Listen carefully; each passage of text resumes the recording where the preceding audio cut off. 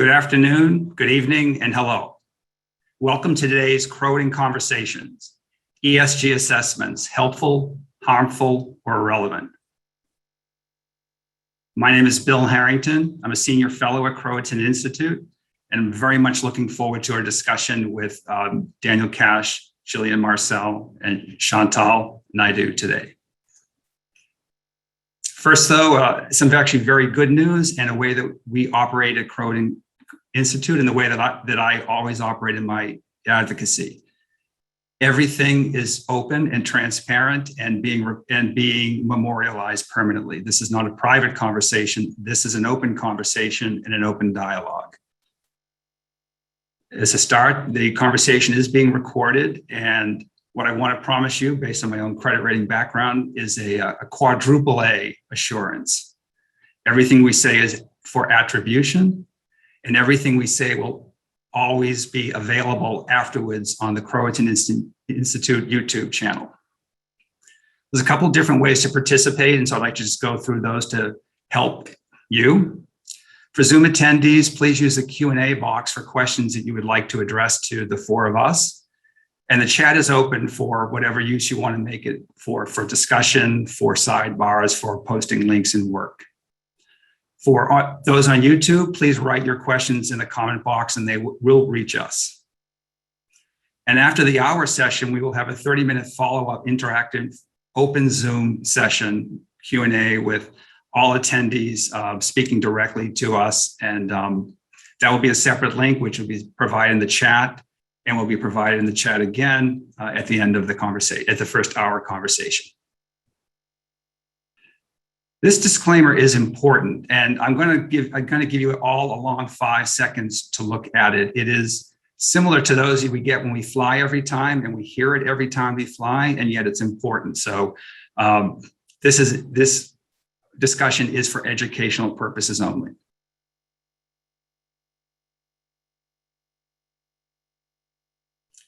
Okay, so ESG assessments, helpful, harmful, or irrelevant. I'm going to start by a brief introduction to each of the panelists. I'm going to ask them to say hello to you. Then I'm going to follow up with a framing of what interested me about the topic and our panelists, and then ask each of them to do the same. So we'll start off with Dr. Chantal Naidoo of the PhD, University of Sussex, and Rabia Transitions Initiative. Chantal, just please say hi to everyone so we can hear your voice. Hi, everyone. That's all you want me to say, right, Bill? Excuse me? That's all you want me to say. Just for now, we'll say more in a few minutes. Yeah, thank you. Dr. Gillian Marcelle, PhD of Resilience Capital, LLC. Hi, everyone. Hey, lovely to be on this call. And Dr. Daniel Cash, PhD of Aston University and Fulbright Scholar, upcoming at NYU Stern. Thank you, Bill. Hello, everybody, and great to see everybody on the call. Great. A couple minutes on what intrigued me so much about this, and to start off, because we have a great participation now, and we expect others who couldn't participate to listen in, and we've got widespread geographic dispersion of listeners and speakers, is to give you a little bit of information of my background. It is primarily rooted in mainstream G20, US and European, Australian, Canadian, Japanese finance. I've worked as an economist at Wharton Econometrics. I have a Wharton MBA. I've worked as a derivatives trader at Merrill Lynch. I worked as a senior vice president at Moody's Investor Service. And I've worked as a journalist for a year, a byline journalist covering all these markets. And about 10 years ago, after leaving Moody's, I found the governance of the financial sector sorely lacking. And my advocacy since then has been to help the financial sector, help impose governance on itself so that finance does what it says it is supposed to do, which is to produce information continuously that optimizes results for everyone. This is what Western finance says it does. And I find it sorely lacking. And one of the many cogs in this malfunctioning systems are their three credit rating companies: Fitch Ratings, my former employer, Moody's Investor Service, and S&P Global Ratings. One of the things that has converged recently is that these players are now very prominent in the ESG sector as well. And so some of the problems that we have in the US are now, I believe, being exported around the world. So it's a problem for the US and it's a problem for the rest of the world. But unlike my advocacy in the aftermath of the financial crisis, it seems that advocacy for ESG, for sustainable investing, for climate aware finance has real traction amongst populations in the US in general. And this has prompted an opportunity as well as a big question. The mainstream financial regulators whose regulations I follow in the US, like the Federal Reserve, the CFTC, the SEC, and many other regulators around the world are very concerned with greenwashing. And greenwashing is the idea that investment products promote themselves as sustainable in some way, very often with respect to the climate, and yet they don't deliver. And the question that was occurring to me is this the tail wagging the dog? People around the world can see that social systems are having trouble, and they can certainly see that natural systems are having trouble.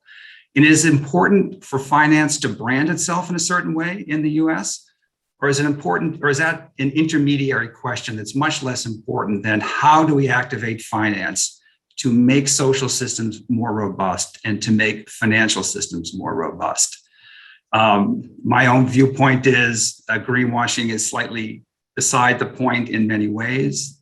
In my own world of complex finance, people talk about hedging as if it's a first order activity. My response is no, hedging is an activity like any other. It is not a first principle that must always be protected. And I think similarly with respect to focusing on ESG assessments without focusing on what the systemic improvements are supposed to be.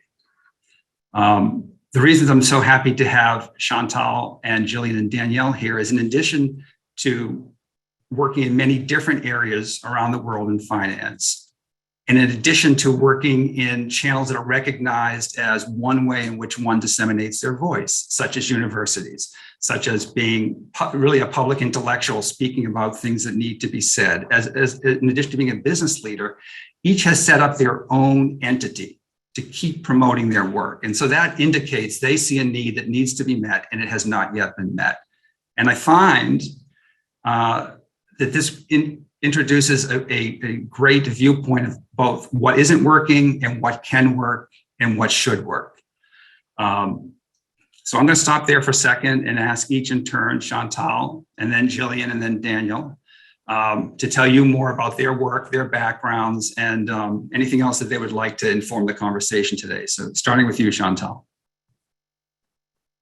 Thank you, Bill, and thank you for the invitation to the Croatan Institute for being part of this discussion today. So I'll start my story when I graduated from university. I didn't want to study finance at all. I had a much different mission in life, which was to be a physiotherapist, actually. But I was born into an apartheid era of South Africa. I'm sure it's an old story most of you have heard. And my accounting teacher said, "You're good at this. You should just do finance. You'll get a job. If you do physiotherapy, you're going to be stuck in a public health system and not move very far." So from the very inception of doing finance, I always had a discontent, I would say, deep within me about what purpose does finance serve in the broader spectrum of our world. And all of my work experiences, which span, for a large time, it spanned private finance, so a little bit of investment banking, audit firms, corporate tax, all of that. And then I idealistically believe that if I move into public finance, development finance work, which I did at the Development Bank of Southern Africa, I would, that nagging feeling on the inside would be fulfilled, where finance is offering a really good public good.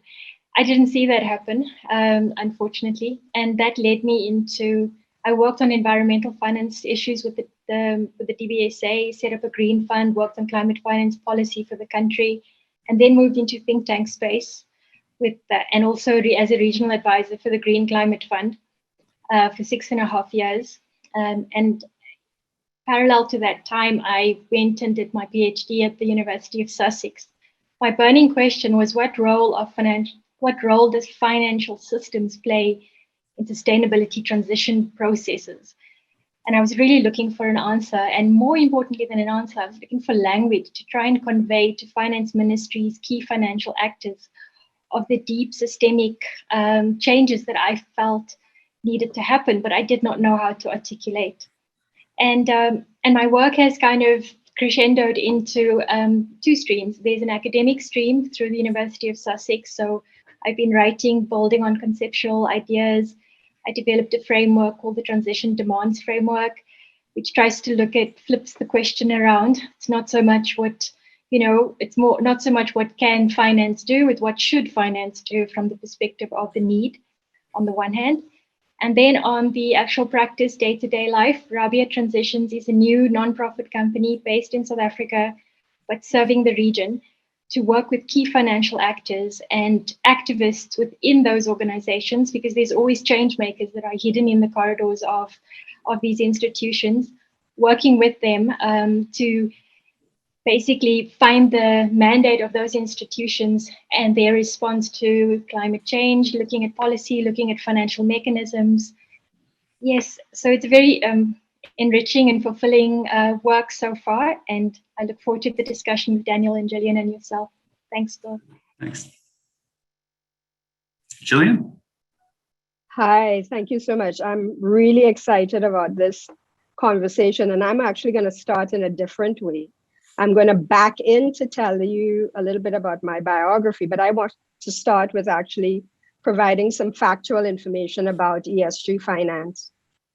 So over the last year, according to the Forum on Sustainable and Responsible Investment, $17.1 trillion has been allocated assets under management that are designated somehow as ESG and sustainable.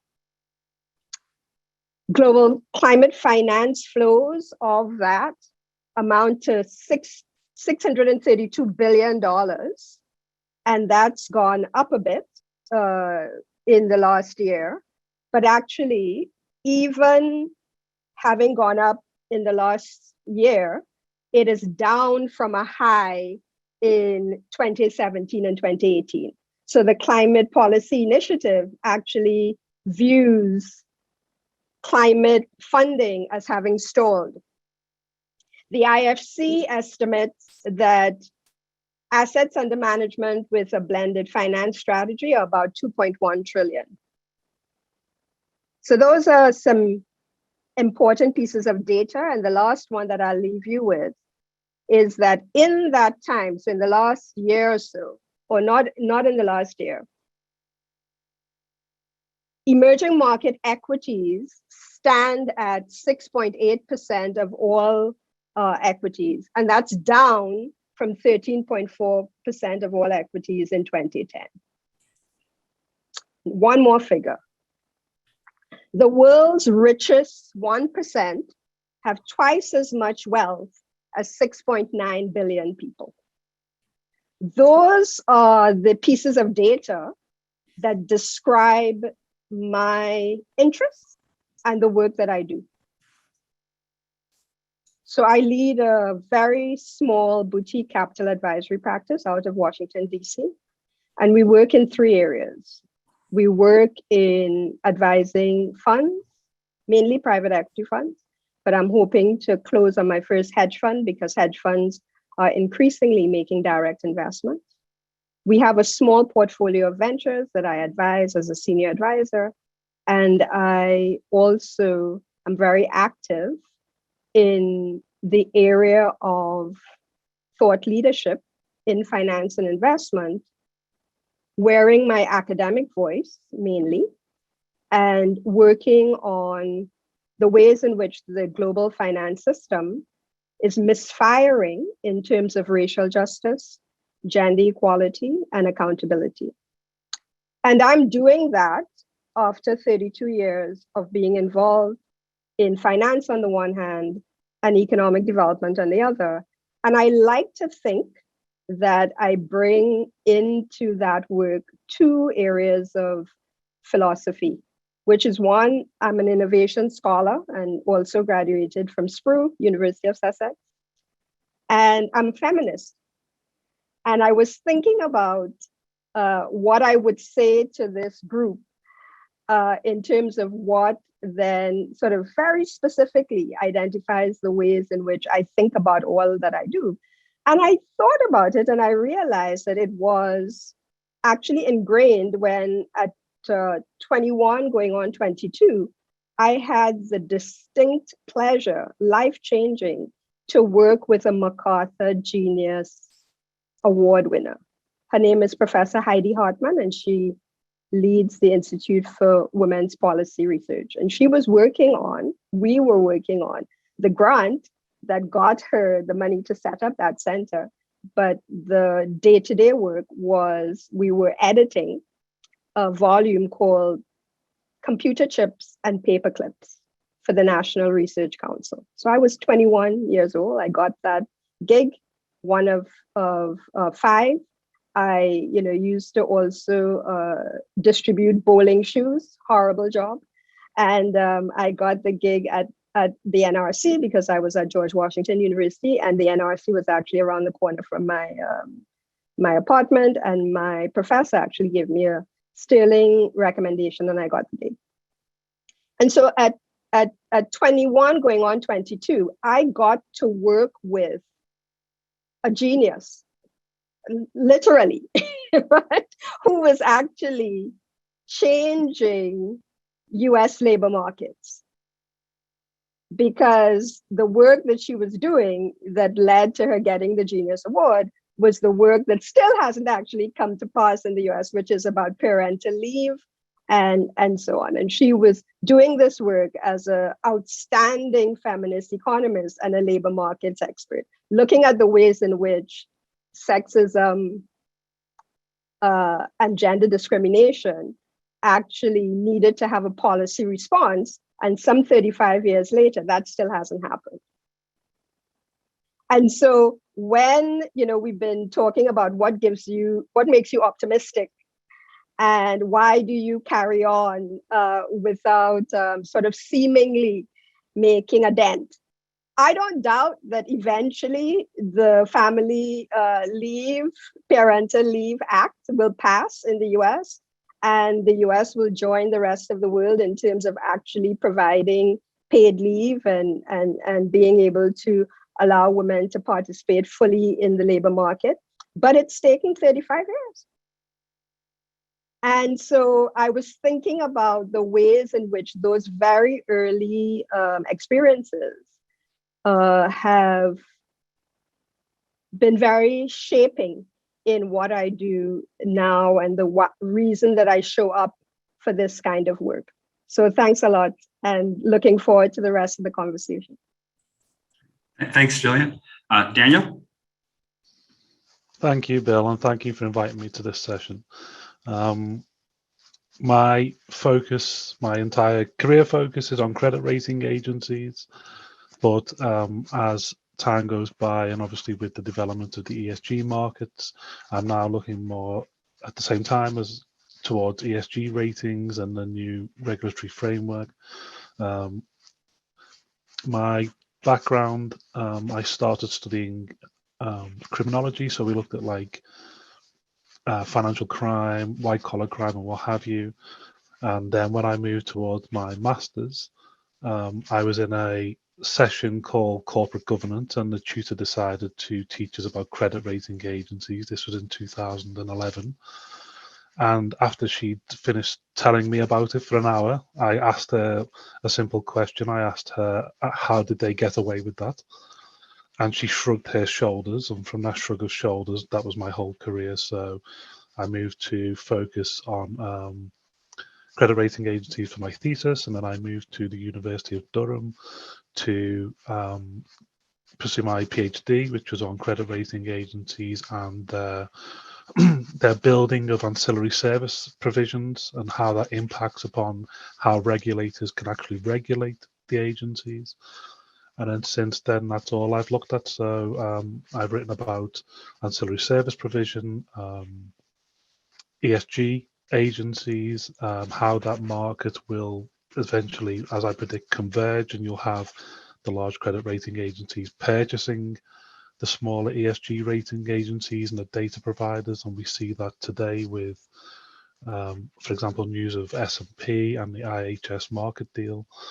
And that's where my focus is at the minute, in terms of looking at how that market will continue, how best it may continue, and how best it may be regulated, because the regulators are now focusing on how to do that. And at the same time, I am working on a funded project with the Open Societies Foundation that looks at how to help the credit rating agencies be a better influence on sovereign debt in the global south, in terms of initiatives like the Debt Service Suspension Initiative and the Common Framework. And my work is looking at maybe promoting legislative proposals on how rating agencies can be a better influence rather than being a prohibitive influence.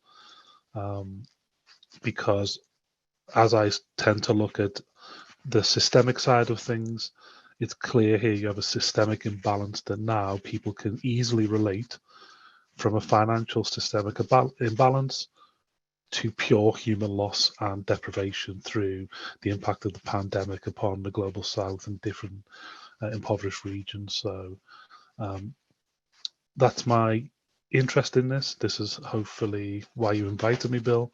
And I'm really keen to hear from both all the panelists who I'm glad to be with, but also in the session afterwards, maybe more from also some of the registrants in terms of their views on where ESG may go.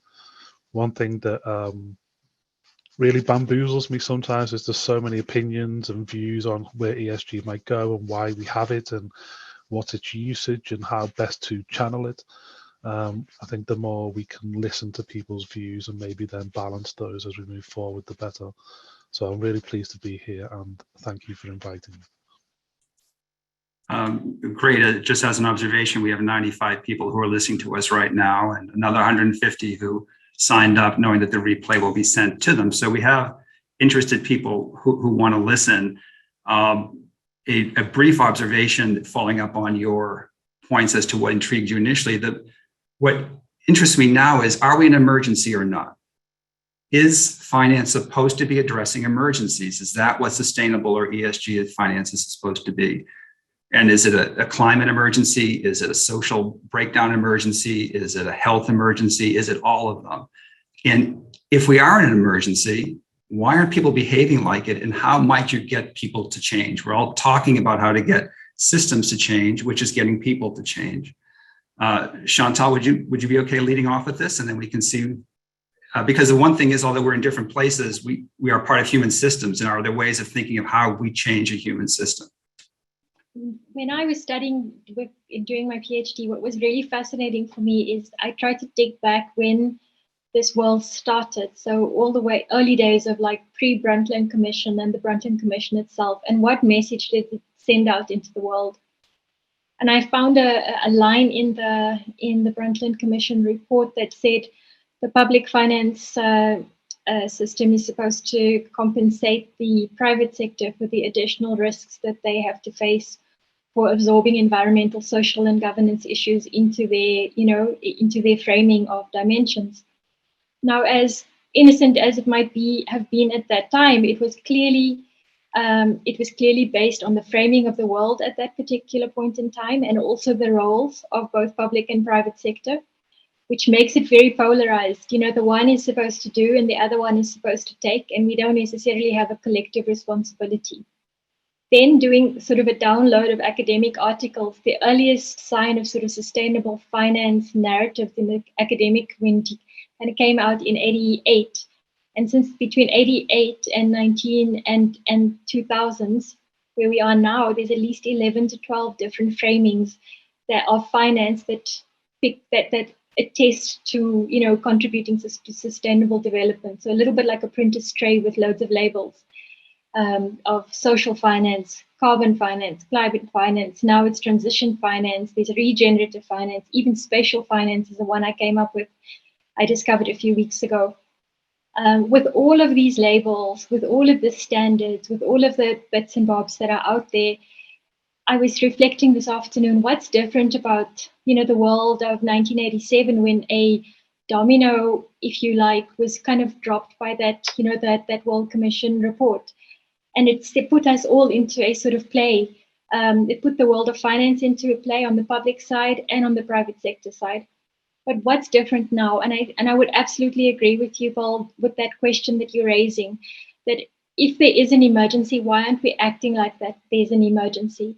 And perhaps it's because we are still trying to respond within a particular comfort zone, a zone where we are designing financial innovations, we are designing standards, things to make us comfortable. We need rules as a society, I guess, to govern ourselves, but that's typically in an orderly state. We are in actually, some of us are in sort of rafts on a rocky ocean and others are in a wonderful, 40-foot yacht.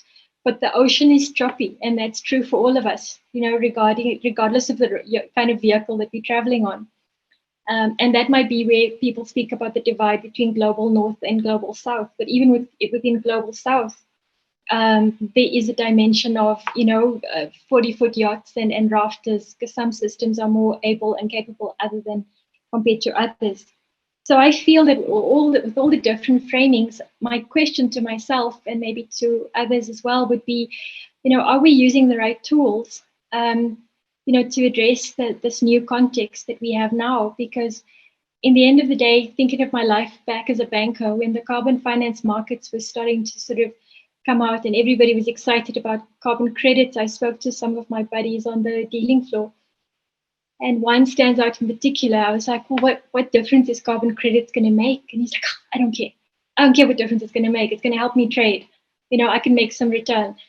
And that's a little bit of Daniel's moment of like the shrugged shoulders, that at the heart of it, we have all of these labels, but I think the ESG world, sustainable, even climate finance, which is where I got more experience on, has existed as scaffolding outside of mainstream finance. And if the scaffolding was only ever to help influence mainstream finance, why aren't we actually seeing it in our way we are teaching finance at universities? Why aren't we seeing it in the way the academic conceptual work for valuing assets and all of that has unfolded mainstream? I asked the question at SPRU, Gillian, for one of the accounting lecturers. You might remember, that from your days there. And I said, why isn't the accounting teams taking on board, deeply shifting accounting frameworks, and doing more research on climate change and how it affects, the accounting world? This would have been 2015, just before Paris. And he was like, oh, that's not our problem. That's like the policy geeks and innovation people problem. We don't have to think about that. We're worried about the next financial crisis. And in the next financial crisis is probably we're in the midst of it and we haven't figured it out yet, perhaps. So, to that extent, I think transition, where we are at the moment, is a rocky space. I don't know if we've really grappled with how do we deal with that discomfort, breaking the boundaries, and being able to work deeply in a state of uncertainty. But I'm not sure that we've cracked that. And maybe the tools we're trying to design is the tools that we're comfortable with, and we're not yet able to, bridge and take all the good of everybody's work and try find a unifying message. It's still everything on the terms that suit us, not necessarily the terms that are required. I'll stop I'm just going to offer very briefly and then ask Daniel and Gillian to also weigh in. That articulates very much my advocacy experience, but the way you have explained it adds something else. Even if someone's well-intentioned, if they're nervous, they're going to go back to the hyper thing that they know how to do, and they're just going to do it over and over and over again, because at least it's action and it's almost consoling. And the way you explain that helped me understand that mindset. I've also encountered, I would say, a more not wanting to know. And I think that is a big problem as well. I found this in the advocacy after the financial crisis, that for the most part in the US, and I think also in Europe, to think they could figure it out, they're going to fix it, they're going to fine tune the new model, now it's calibrated, and they didn't fix basic problems. And so the fact that, for instance, broken credit rating companies in the US are propagating themselves throughout the whole sustainability network, the scaffolding that you described, shows that if you don't fix a problem initially, it's just going to run with itself. And so I think there's a mental discomfort you have to induce in people to say things are not working. And you have to say it to those who are nearest and dearest, present company included, not present company excluded. Those are my two observations. So thanks. And Daniel and Gillian, if you please weigh in. That's a great invitation. And so what I'd weigh in, without going back to those data points that I provided at the start, is that the late capitalist system is working for some people. And so when my colleagues in the conversations that I'm often engaged in keep using the universal we, I'm often the irritating person that asks for specificity.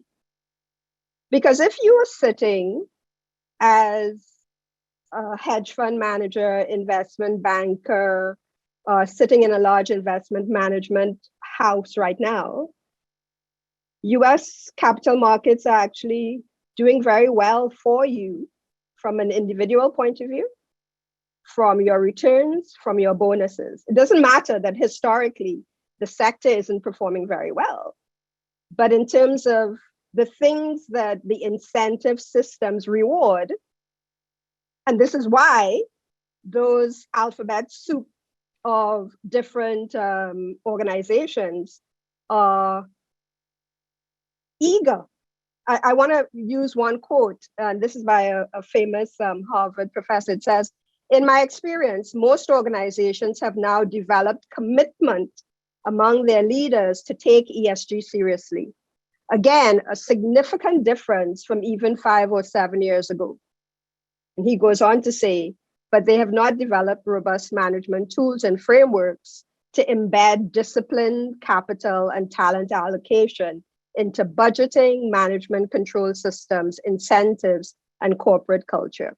So I think that when we are wanting to define the nature of the crisis, if we don't use the P word, which is power, we're not yet having the conversation. Because across the world, if you have the kind of obscene differences in inequality and financial wealth, then, as my friend and colleague, Professor Nyashim Boti would say, there's parts of the world that are in persistent crises. There are parts of the world like US, where a crisis is the fact that there was no cream cheese for a few days because of the pandemic supply chain. One of my friends sent out 2 bits of information just before this to say that in the US, there is $110 billion spent on domestic pets.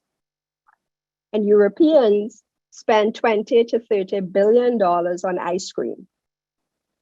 So unless we are specific and we are actually speaking to where are you actually trying to define the crisis, then invoking this universal we, or attempting to say that we are all in this together, will never get us to the point where we are being specific enough to come up with solutions, which of course is what we're going to get to in the latter half of this conversation, and certainly when we're having the conversation with practitioners. So yes, there's a crisis, but how that affects your daily life.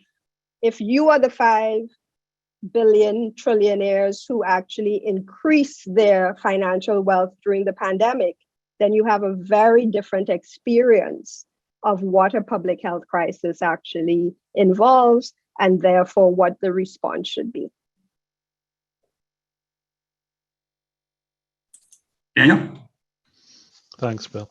I think I'd like to just continue on that line of thought from Gillian and what Chantal said about maybe asking a different question. So, for example, the concept of capitalism is usually a bit of a, it's almost a naughty word nowadays. You don't speak about social systems and what have you, but they are imperative if you're then to ask the right questions. So when we're asking, is finance capable of, or is it supposed to be looking at an emergency, or is it capable of considering it? We've got to think of who we're asking that of. So, for example, if I'm to go out of my front door and speak to some of my neighbours about ESG, they probably won't know what it means, because it's not an issue for them to solve. It's usually left to like high finance, and that's what capitalism is. It's governed by companies and corporations, and nowadays universal owners like larger institutional investors. What interest really do they have in solving these issues on a global scale? It's only really if it applies to them or it will cost them money. And that's when you see, so for example, if you look at all the different types of investing you can do on a sustainable level, so you could have ethical investing, impact investing, social responsible investing, they were not very large sectors of the financial world up until after the financial crisis, really, relatively speaking. And then when the concept of ESG is really brought forward into the financial sector, if we look at how it's been developed, it's usually on financial sector's terms, not on the Earth's terms, if that makes sense. So when you look at, if you're asking somebody who, let's say, a large company who's an issuer who could have real issues on all elements of ESG, so their internal governance, the supply chain and how they work with their employees, their impact on the environment, really they're in it for, is it best for them as a corporation? Because they're tasked with running that corporation. And whilst there was a particular report in 2010, which is usually called the Freshfield Report, developed by a number of people, one of them including a good friend of mine, Paul Watchman. The reality is of that report was you do not have to just stick to the financial elements of your business. You also have duties that extend further beyond that to your community who you deal with or whatever. This is why ESG as a concept really isn't, in my opinion, and yes, I am, as you know, particularly pessimistic about these things. It will not really impact on the real needs. So in the Q&A, Lynn was talking to us about how there's been different aspects that are considered more important. So I'm not sure if I can get it while I'm going, but she kindly told us it was so biodiversity loss, phosphorus, nitrogen, and land development. Those types of things aren't going to be of interest to major financial houses. And this is why we're seeing on one side a lot of pandering to the corporate world, which if you put that into a relationship really isn't going to get the results that we're all after, I don't believe. But then you also see the financial world really protecting itself. There was a headline in the recent COP26 meeting. Who was the largest representative group in the meeting? It was financial sector lobbyists, because they know it's now time. They need to set it on their own agenda. So there's a question in the Q&A about what can we do to change that narrative and change that conversation towards what's best for the planet and what's best for the global population. And regrettably, this is where I bow down to people like Chantal and Gillian. I find it very difficult to come up with a silver bullet answer, because if we stick to an understanding that it is a capitalist system and that's how the hierarchy of power sits, my question is to the rest of the panel and to anybody on the call, how do you change that dynamic where it is not in the corporate's best interest, but it's in the global population's best interest?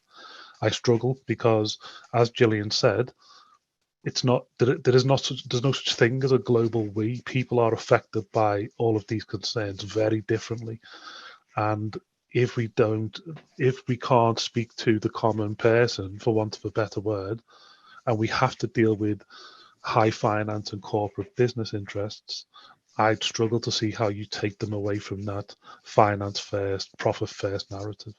So there's a little dash of pessimism for you, Bill. That's right, because you're younger than we are, so you still get to be pessimistic. But after decades and decades, you have no choice but to be optimistic. I want to offer something very quickly and then take your invitation to Chantal and Gillian. The governance failure that I see in the United States of America is a direct result of finance being way too big in the United States of America. And I think finance salaries are too high, compensation is too high, and the influence of finance in the US of America, because I'm being very localized to what I know, is too big. I think if people believe in the US that there's a climate emergency and finance can fix it, two things should happen. The United States Securities and Exchange Commission should end the regulation of credit rating companies. Let's not pretend they serve a public good.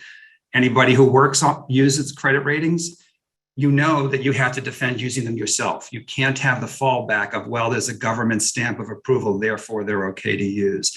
I think the credit rating companies provide plausible deniability for the financial sector as a whole in the US to earn too much money.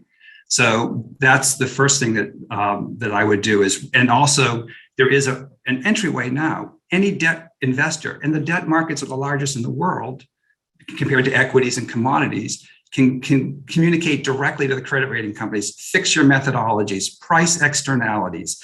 The companies that you rate are exposed to these credit costs. You can't rate a 30-year bond on a 3-year outlook and say this company is a good company, it will figure it out.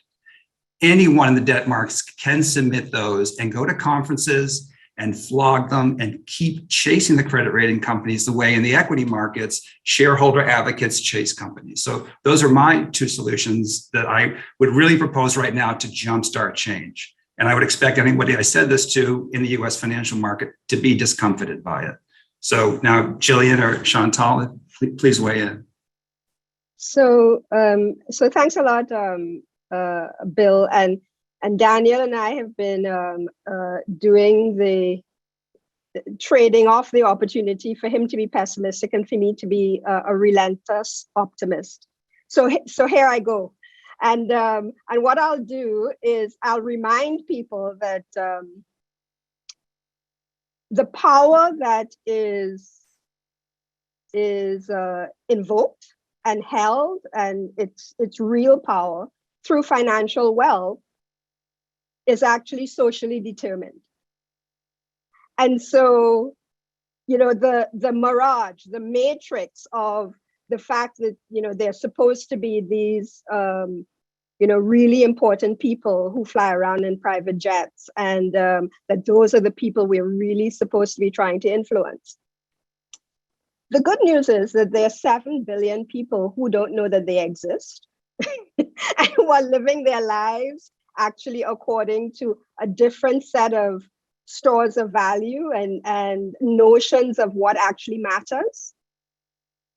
Social capital and the way that those societies actually ascribe value matters. You wouldn't know it if you were only engaging with the world through Western media, Anglo-American values, and so on. And so my solution is to actually remove the blind spots, remove the veil that says that power, which comes from a particular way of being in the world, which is actually centuries of hegemony, to call that out. Because there have been instances in human history where we have liberated ourselves from hegemonic oppressive systems, and we can do it again. And in order to do it, what we need to do is to treat finance as one form of capital, but not with as much privilege as it has. Because we as in humanity, not just one part of humanity, have constructed the economic systems that says that people with a lot of financial wealth therefore have power. And we've constructed political systems that allow that to be the case. And so in my own work, and I just want to quickly say that having institutional systems that build up local forms of financial and entrepreneurial ecosystems that function for the communities around them, so that you have a distribution of knowledge and power would actually help with what we're talking about, because we're talking about an overly centralized system where there is not only actual power, but also psychic power and the ability to sort of convince us that those are the only people who matter. Once we actually distributed that, even if you still had the financial system being a very important part of society, by having it distributed around the world, you would actually diminish some of that hegemony. So I'll leave that there because I'll come back to some other ways in which very specifically the Bretton Woods institutions need to change. Because the Bretton Woods institutions were actually created supposedly to facilitate peace, but are actually causing and helping and facilitating a kind of centralization of power and value that has become unhelpful. But let me pass the mic to Chantal. Thanks, Gillian. So I'm not quite sure where to position myself along the spectrum of Daniel and yourself in terms of pessimism and optimism. But I'm going to share a perspective, which is a very wise person said to me, forget about trying to make change. First, you got to get real. And I found that to be extremely wise words. And in our finance work, I try and think through that, because part of what I find challenging is even in our construction of so-called solutions, that we don't question certain assumptions. There are still certain holy grails that we hold, we hold sacrosanct.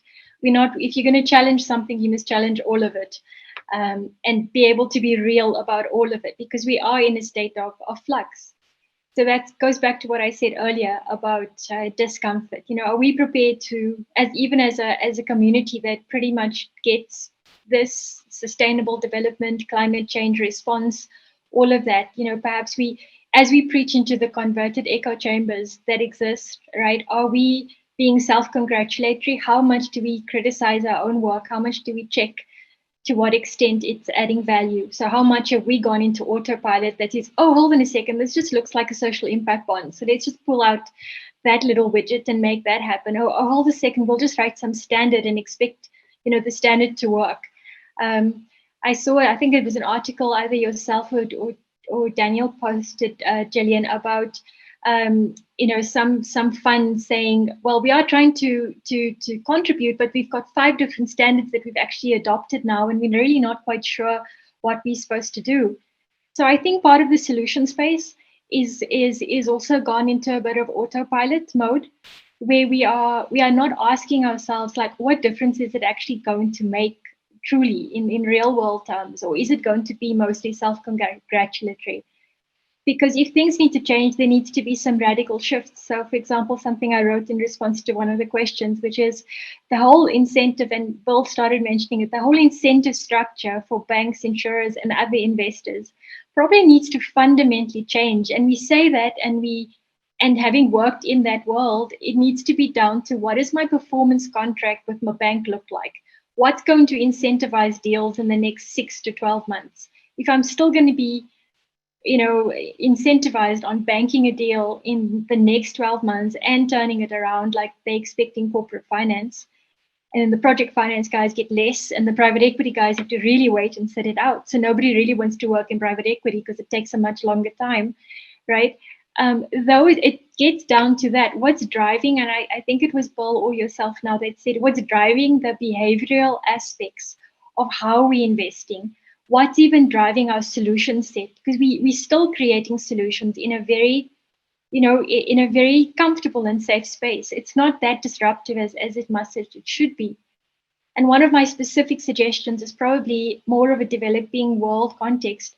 We have national and regional development banks. A lot of those regional and development banks still have to go onto the capital market and raise funding along with their commercial bank counterparts.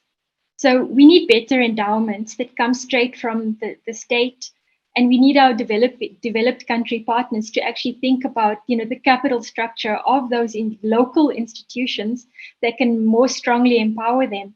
And we need less of a heavy hand, even and in terms of the domestic financial systems to be strengthened.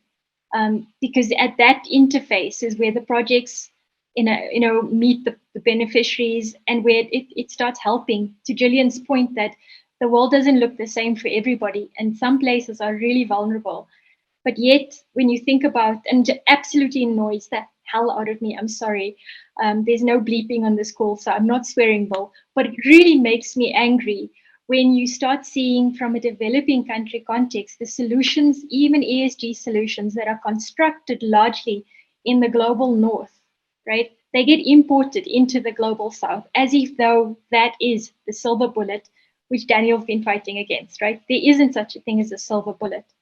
And that is really, and it's because it comes with so much legitimacy and so much resources standing behind it, it's almost accepted. But the solutions that are born out of the global south, in some respects, are not always, sometimes we don't even know about it as, global south partners.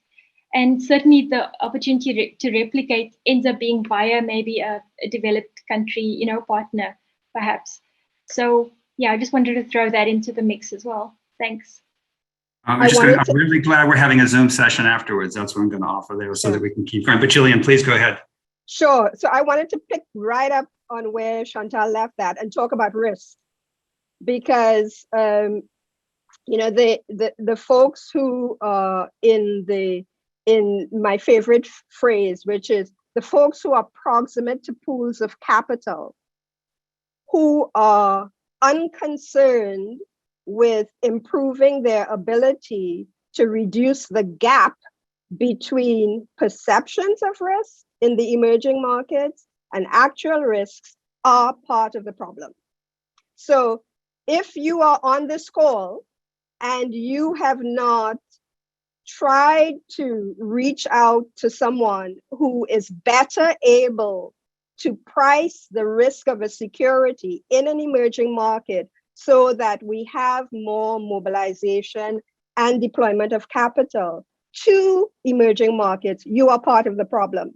We don't have to fix late stage capitalism for the parts of the financial system to work better. And this is where I come right back to the agencies and the institutions within the Bretton Woods systems and the UN, because there is no excuse, absolutely no excuse, that blended finance has not included a sleeve that improves financial and entrepreneurial ecosystems in the developing world.